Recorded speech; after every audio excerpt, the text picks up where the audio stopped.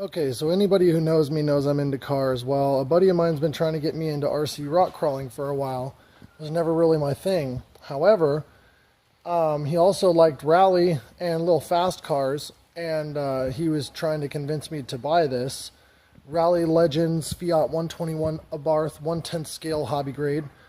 And I wasn't really for it, 170 bucks for an RC car wasn't really my thing. Well, then he let me drive his Tamiya Hornet, and the RC bug hit me hard. It was so high performance compared to anything I'd had, because I only had toy grade RC growing up, never really hobby grade. I'd driven a couple hobby grade, but it was so long ago that I couldn't really remember any thrill of it. But it bit me hard, so I worked out a deal with him where I'm doing some work on a valve cover for his car, getting it ready for a catch can, and doing a catch can setup for him for free, and he bought this for me.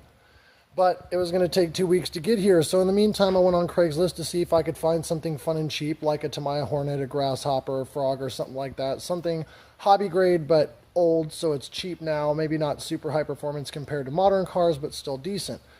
And I came across this Team Associated lot with tons of spare parts and motors and servos, spare bodies, and he wanted 75 bucks for it, or wanted 150 for it, and I talked him down to 75.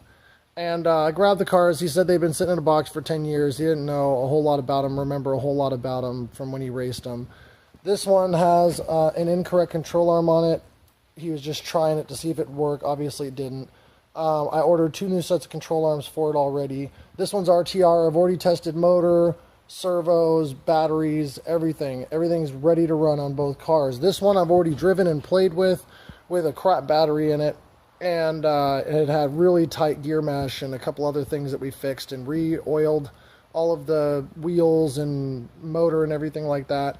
Came with decent remotes for the day when these were bought, which was 1997. These are both 1997. These are a Team Associated RC10 T3 Truggy and an Team Associated RC10 B3 Buggy.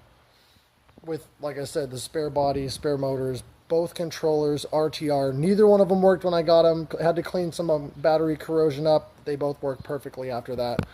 This is the slowest out of the 3.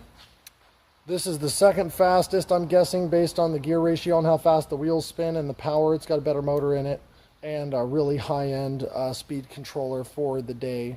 It's still probably a $75 speed controller now, which you can't really see. Sorry, my camera overheats very often. There's nothing I can do about it at this point. I'm buying a new camera very soon, but this is that speed controller I was talking about. This was very, very high-end back then.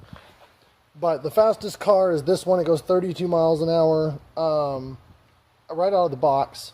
It is brushed, all-wheel drive with a steel drive shaft. It's got the tightest steering I've ever felt. All of the gaps and preloads and interference and everything is all really nice on this car. It's got working blinkers in the front and rear, working headlights, working brake lights, and reverse lights. And the headlights are almost as bright as my real car. It comes with a speed charger and nickel metal 3000 milliamp battery, 7.2 volt battery. It comes with a 3-channel digital display, really nice controller. It comes with a 4-channel controller in the car. So, I mean, for the price, it's a car from another country, so unfortunately spare parts over here. Nobody actually sells these from dealers in the United States. They're only on eBay. So they are kind of hard to get parts for, but I don't plan on crashing it. It's just going to be a fun little drift around car.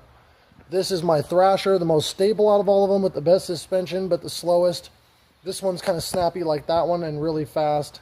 And that one will probably be like a smooth service only car, both of those two. And this will be my off-road car.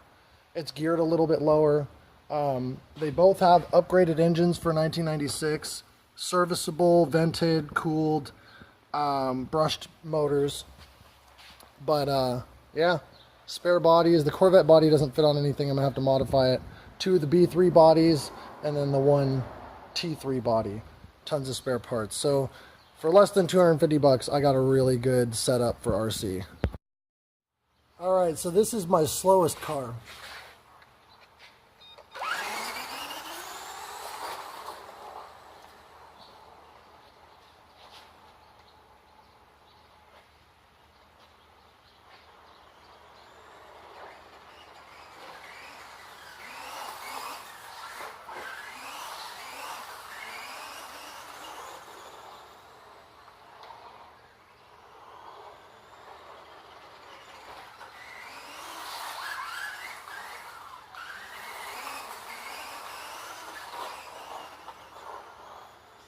This is after I've ripped it around for a while, so the battery's getting kind of low.